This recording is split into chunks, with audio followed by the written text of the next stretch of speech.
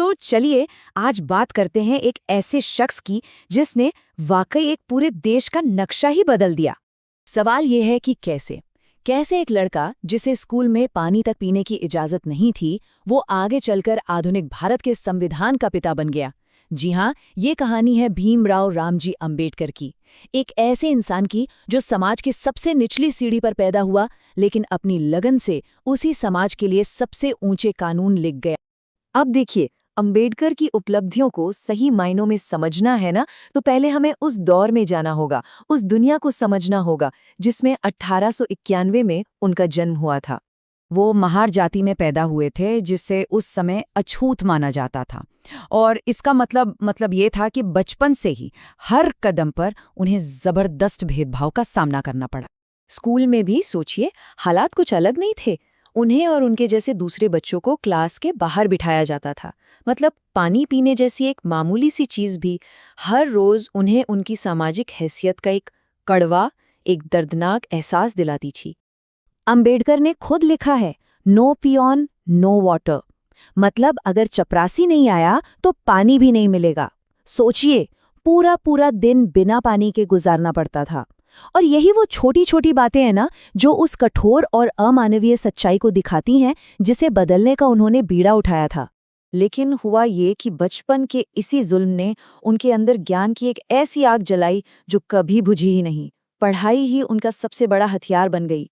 और नतीजा ये हुआ कि वो उन गिने चुने भारतीय छात्रों में से एक बन गए जिन्होंने दुनिया की टॉप यूनिवर्सिटीज से डिग्रियां हासिल की। मतलब सिर्फ 10 साल के अंदर उन्होंने Columbia University, London School of Economics जैसी जगहों से एक नहीं, कई डॉक्टरेट डिग्रियां हासिल कर ली। उनके ज्ञान की भूख का अंदाजा बस इस बात से लगाया जा सकता है कि उनकी अपनी पर्सनल लाइब्रेरी में 50,000 से भी ज्यादा किताबें थीं। 50,000! तो दुनिया की सबसे बेहतरीन तालीम हासिल करने के बाद अंबेडकर भारत वापस आए, और आते ही उन्होंने सदियों से चली आ रही जाति व्यवस्था को सीधी चुनौती दे डाली। और उन्होंने ये लड़ाई एक नहीं बल्कि दो मोर्चों पर लड़ी। एक तरफ तो वो सड़कों पर उतरे, सार्वजनिक कुओं, तालाबों और मंदिरों में दलितों के हक के लिए आंदोलन किए, और दूसरी तरफ उन्होंने मनुस्मृति जैसे ग्रंथों को सबके सामने जलाकर उस सोच पर ही सीधा हमला बोल दिया जो इस भेदभाव को सही ठहराती थी।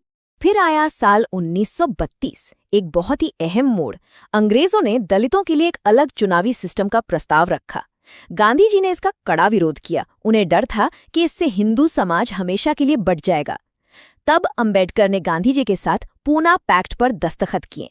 इसमें अलग चुनावी सिस्टम की मांग तो छोड़ दी गई, लेकिन दलित वर्गों के लिए आरक्षित सीटें दुगनी से भी ज्यादा कर दी गई, 71 से सीधे 148। ये एक बहुत बड़ी राजनीतिक जीत थी। तो उनकी यही लगातार कोशिशें थीं और उनकी जबरदस्त समझ, जिसने उन्हें उस जगह लाकर खड़ा कर दिया जहां 1947 में भारत की आज़ादी के बाद उन्हें अपनी जिंदगी का सबसे बड़ा, सबसे अहम किरदार निभाना था।